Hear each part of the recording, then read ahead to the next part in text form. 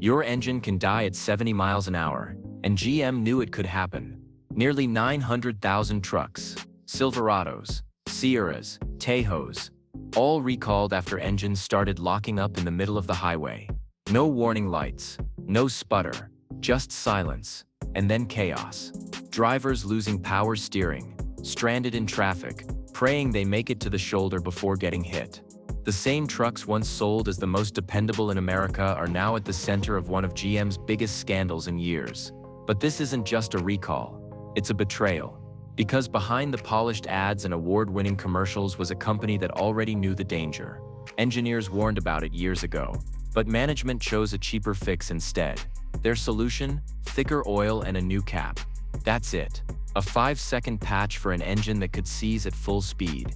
And now hundreds of thousands of loyal owners are realizing that the trucks they trusted may have been ticking time bombs all along. The first warning signs didn't come from GM. They came from the drivers. People who bought their dream trucks only to watch them die without a single sign of trouble. One moment they were cruising at highway speeds, and the next their engines locked solid. No warning light, no drop in oil pressure, nothing. Some described it like hitting an invisible wall, the power steering gone, the brakes stiff, the truck suddenly fighting against them. Reports began flooding into the National Highway Traffic Safety Administration, describing engines seizing with less than 30,000 miles on the clock, families trapped in the middle of traffic, business owners losing trucks they depended on. The pattern was undeniable. These weren't isolated incidents or bad luck. They were mechanical failures baked into the very design of the engines. By early 2025, the complaints had piled so high that regulators opened a full investigation. What they found was alarming. A defect deep inside GM's 6.2-liter V8 engines that could cause catastrophic bearing failure. When that happens, metal grinds against metal until the engine locks up completely. It doesn't matter if you change your oil on time or drive carefully. Once the defect kicks in, it's over. And when GM finally issued its massive recall, nearly 900,000 trucks were suddenly on the list. Silverado, Sierra, Yukon, Tahoe, all potentially carrying the same silent flaw. But the worst part, even after all the recalls, many drivers are still waiting for answers, because the fix GM offered might not actually fix anything. When GM finally broke its silence, many owners thought relief had arrived. After all, a recall usually means a real repair, new parts, redesigned components, maybe even an engine replacement. But what GM called a solution turned out to be something very different. Instead of fixing the engines, they told dealers to pour in thicker oil and screw on a new filler cap. That was it. No new bearings, no new crankshafts, no replacements, just thicker oil. The official explanation sounded technical enough to calm most people. Thicker oil would supposedly create a stronger film between metal parts, preventing wear and extending engine life. But engineers and independent mechanics quickly pointed out the obvious: oil viscosity doesn't fix a manufacturing defect. Once the bearings are damaged, no amount of thicker oil can reverse it. The debris that's already circulating inside those engines will keep grinding away until the whole thing locks up. Even worse, that solution comes with trade-offs. Thicker oil makes the engine run heavier, lowers fuel efficiency, and can strain parts that weren't designed for it. Owners who once bragged about class-leading mileage are now burning more gas to cover up a problem they didn't cause. In other words, GM's fix doesn't solve the issue. It hides it, at least long enough for the warranty clock to run out.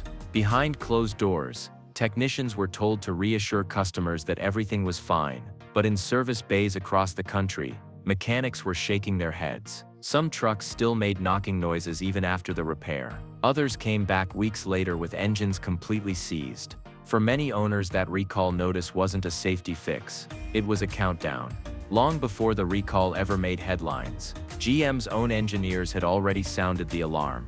Internal reports dating back years showed warnings about the same V8 engine design, crankshafts with surface defects, bearings wearing down too fast, and oil pressure fluctuations that could lead to sudden failure. These weren't theories or guesses. They were documented test results that never made it past the corporate firewall. According to court filings from earlier lawsuits, GM management reviewed those findings and made a decision that would define everything that followed.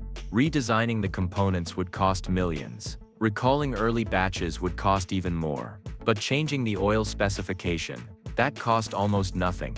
Executives signed off on the cheaper path, a move they thought would buy time until the engines aged out of warranty. It worked for a while. Most engines didn't fail immediately, and the company continued to collect awards and record breaking profits. But behind the commercials showing trucks conquering mountains and hauling boats, the real story was beginning to leak. Mechanics were noticing patterns: premature bearing wear, metal shavings in oil filters, and engines dying long before they should. When those findings reached GM through warranty claims and service reports, the response wasn't transparency, it was silence. Even after engineers privately admitted that oil viscosity couldn't undo internal damage, corporate leadership stuck to the same story: no safety risk. Only when regulators opened a formal investigation did GM finally announce the recall, years after the first internal warnings. For many owners, that delay wasn't just negligence, it was deception. Once the truth began to surface, it didn't take long for the lawsuits to follow. Owners who spent tens of thousands of dollars on brand new trucks suddenly found themselves facing engine replacements that cost nearly as much as a used car. They weren't just angry, they felt betrayed. Class action attorneys saw an opening, and within months multiple lawsuits were filed across the country. One of the earliest cases exposed internal memos showing that GM had known about excessive oil consumption and bearing wear in their V8s for years. Engineers had even recommended a full redesign of the piston rings and crankshaft surfaces, but the fix was rejected because of cost. Instead, management approved what they called production optimizations, a sanitized term for corner cutting. In court, that language became the centerpiece of the plaintiff's argument. GM didn't just make a mistake, they made a choice. Judges and juries listened. In previous lawsuits, GM had already been ordered to pay millions in damages over similar defects. Now, with the recall expanding to nearly 900,000 trucks, the financial risk has grown into the billions. And the most damaging evidence isn't mechanical, it's moral. Memos and emails showing executives weighing repair costs against public safety paint a picture of a company gambling with its customers' lives. For many truck owners, those documents confirmed what they already suspected: GM didn't act out of responsibility, they acted because they got caught.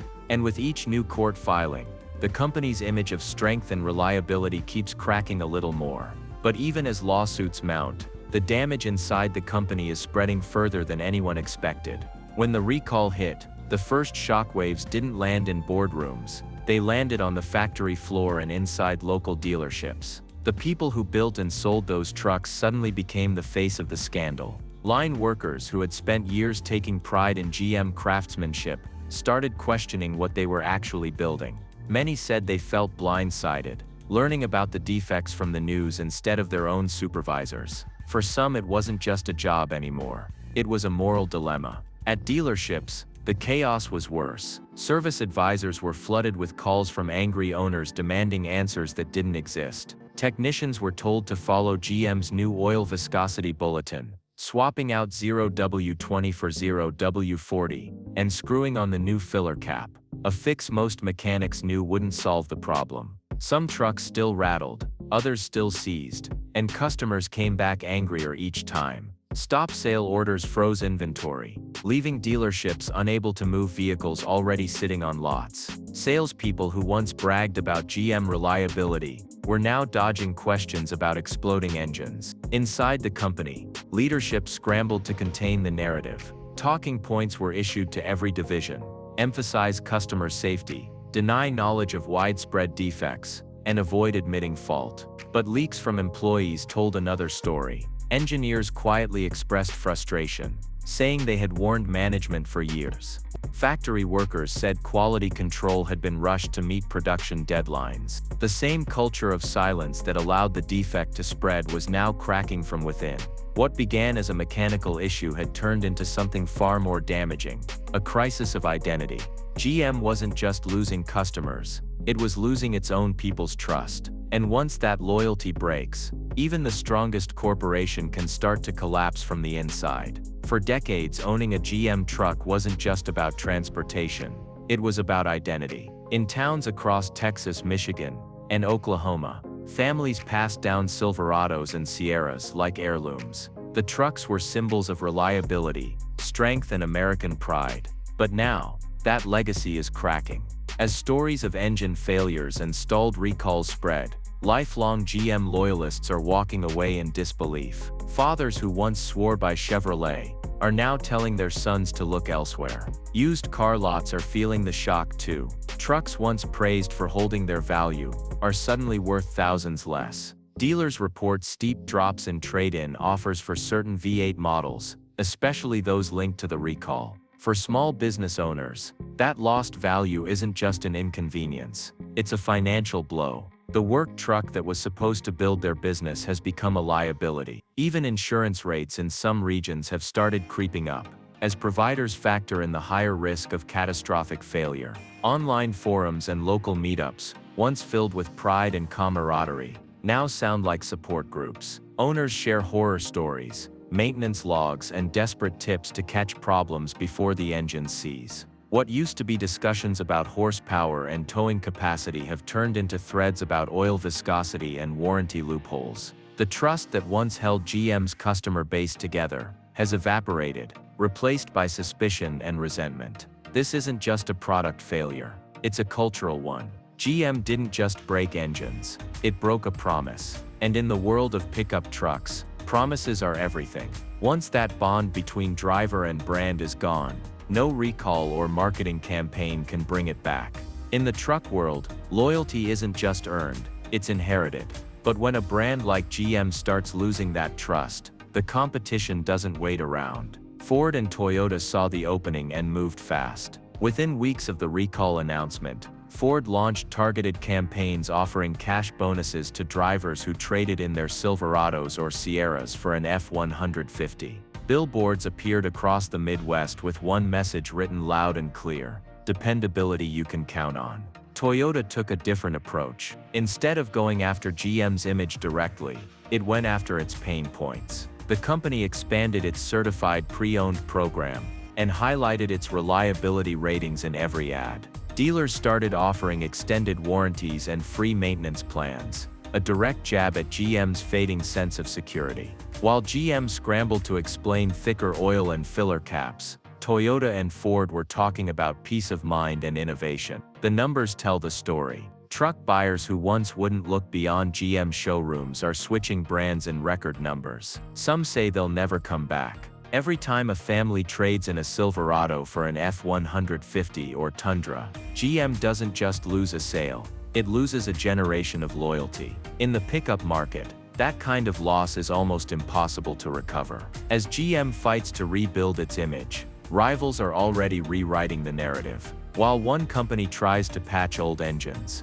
the others are shaping the future: electric, hybrid, and dependable. And for the first time in decades, GM isn't leading the charge, it's chasing it. No corporate scandal stays inside the factory walls for long, especially when safety is involved. Within weeks of the recall announcement, congressional committees began drafting letters to GM executives, demanding answers. Lawmakers from auto-heavy states called for hearings, questioning how a defect known for years could have reached nearly 1 million trucks. The words corporate negligence and public endangerment started echoing through the halls of Washington. Insurance companies joined in, quietly adjusting risk models for affected trucks. Owners began noticing higher premiums, not because of driving habits, but because their vehicles carried a mechanical defect that could lock an engine without warning.